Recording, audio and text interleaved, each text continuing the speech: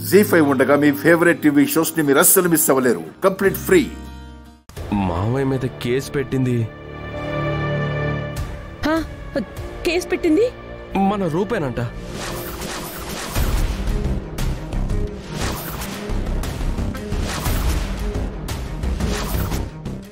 నోర్ము idiot, ఏం మాట్లాడుతున్నావు నువ్వు?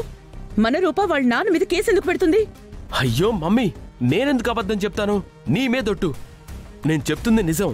ఇప్పుడే కదా మమ్మీ సిఐ గారు కన్ఫర్మ్ చేశారు.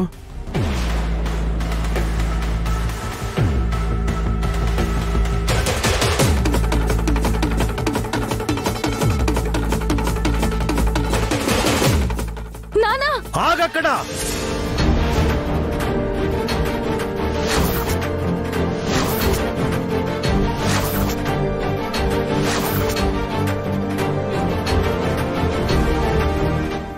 ఏంటి నువ్వు చేసిన పని? నా మీదే అబద్ధం కేసు పెట్టిస్తావా? నేను ఏ పాపం చేశాను? నేను నీకేం ద్రోహం చేశాను? నాన్న ప్లీజ్ అలా మాట్లాడకండి. మీ విషయంలో తెలిసి నేనెందుకు తప్పు చేస్తాను? ఆత్మహత్య చేసుకోబోతున్న వృద్ధ దంపతులను కాపాడాను. కష్టాల్లో ఉన్న వాళ్ళను ఆదుకోమని మీరు చెప్పిన మాటే కదా నాన్న.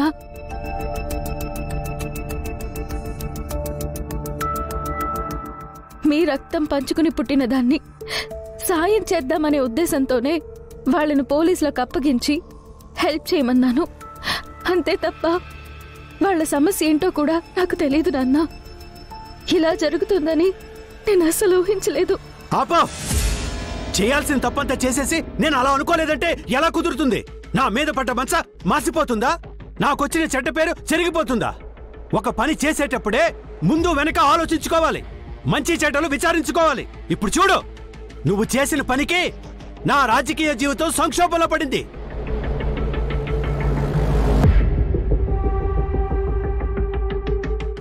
పెద్దయ్య, నోర్మాయ్, నువ్వు మాట్లాడుకో. నువ్వు చేసింది చాలు. సమర్థించుకోవడానికి మీరు ప్రయత్నించకండి.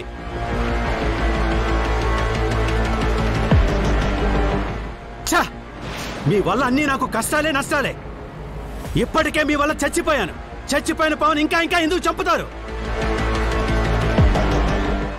మీ వల్ల నాకు అవమానాలు బాధలు తప్ప ఇంకేం మిగిలింది? మీరు పెళ్లి చేసుకున్నప్పటి నుంచి మీ వల్ల నాకేదైనా ఒక మంచి జరిగిందో చెప్పండి. చెప్పండి. తమ్ముడు ఆవేశపడకు. రూప చిన్నపిల్ల, తెలిసే తెలియకేదో. నువ్వు ఆగక్క. ఇలా వెనకేసుకు రాబట్టే ఇది ఇలా తయారైంది. ఇంకొక క్షణం కూడా వీళ్ళిక్కడ ఉండడానికి వీల్లేదు. వెళ్ళిపోండి ఇక్కడి నుంచే.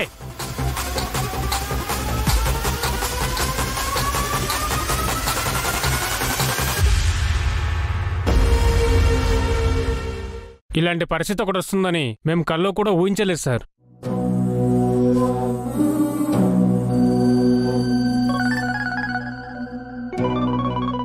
అందరూ సైలెంట్గా ఉండండి. సీఎం గారు కాల్ చేస్తున్నారు. నమస్తే సీఎం గారు. నమస్తే సూర్యప్రతాప్. ఏం చేస్తున్నారు? ఏం చేయాలా అని కార్యకర్తలు లోకల్ లీడర్స్తో కలిసి ఆలోచిస్తున్నాం. ఆలోచించడానికి మన దగ్గర ఎక్కువ సమయం లేదు సూర్యప్రతాప్ గారు.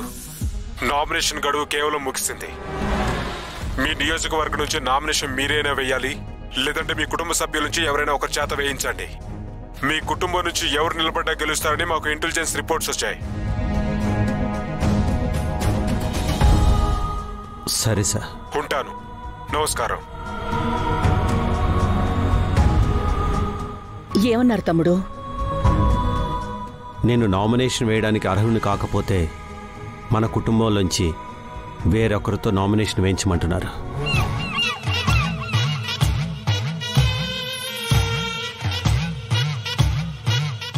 మంత్రి గారు, ఒకవేళ మీరు నామినేషన్ వేయలేని పరిస్థితే వస్తే మీ తరపున మీ అక్కయ్య గారిని అభ్యర్థిగా నిలబడితే బాగుంటుందేమో.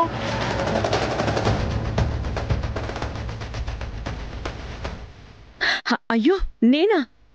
నా వల్ల కాదు. జ్ఞానేశ్వర్ గారు, ఏదో ఇంటి వ్యవహారాలంటే చక్కబెట్టగలను గాని అసెంబ్లీలో మాట్లాడాలంటే నా వల్ల కాదు. అంత పరిజ్ఞానం నాకు లేదు. కావాలంటే నా కొడుకు నిలబడతాడు.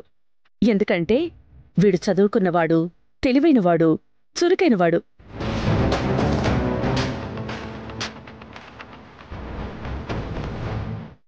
చంద్ర బిజినెస్లు అవి చూసుకోవాలి. ఇక మిగిలింది నా మేనల్లుడు దీపక్. వాడి చేతే రేపు నామినేషన్ వేయిస్తాను. దగ్గరుండి నా మేనల్లుడిని నేనే గెలిపించుకుంటాను.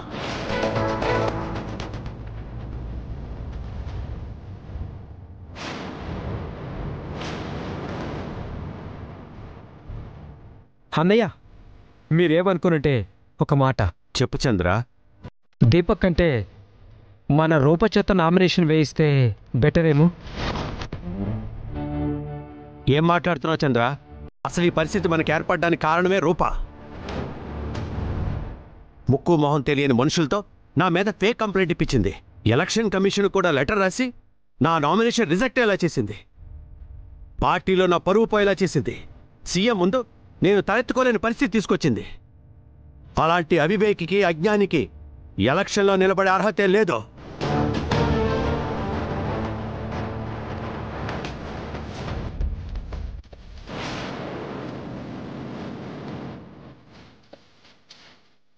ఆరు నూరైనా సరే నేను దీపక్ చేతే నామినేషన్ వేయిస్తాను.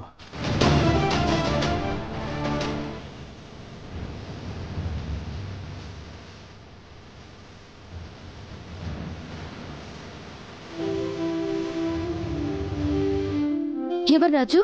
చిన్నమ్మగారు. స్పీకర్లో పెట్టు. హలో చిన్నమ్మగారు. రాజు, నేనే. ఏంటి ఈ టైంలో ఫోన్ చేశారు? ఇంట్లో పార్టీ మీటింగ్ జరిగింది.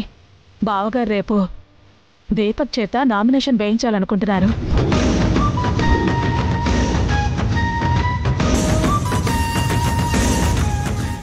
జీ5 యాప్ డౌన్లోడ్ చేసి అన్ని ఎపిసోడ్స్ పూర్తి ఉచితంగా చూడండి.